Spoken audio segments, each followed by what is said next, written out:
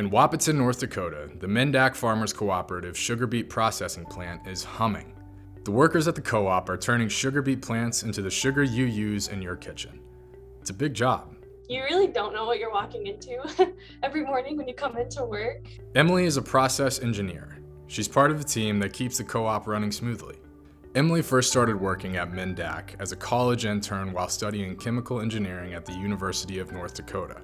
I went back to school, finished out my senior year, and then came back here full-time because I just enjoyed it so much when I was interning. I think it's very important for students to be able to get out into the real world and into the workforce for many reasons. It helps you motivate your education. This real-world experience has helped fuel her work at Minn-Dak, which includes finding new ways to increase efficiency and become more sustainable.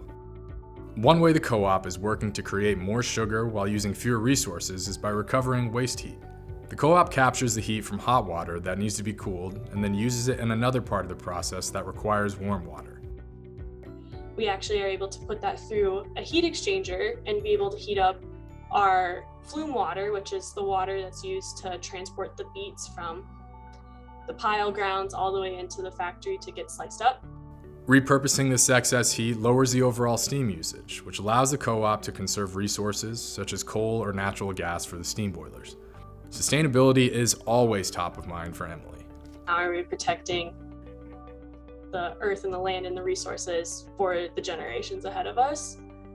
I mean, in that case, like for today, that means like, are we using appropriately and are we saving appropriately? Investing in its workforce through internships like the one that launched Emily's career is another way Minn-Dak is committing to a sustainable future. Emily hopes to be a role model for other students considering a career in sugar. It's good for like people to see that like this job can be for anybody. And it's been great just to see that more and more females are getting into the sugar industry as well. America's sugar farmers and workers continue to build a brighter future by producing sugar sustainably.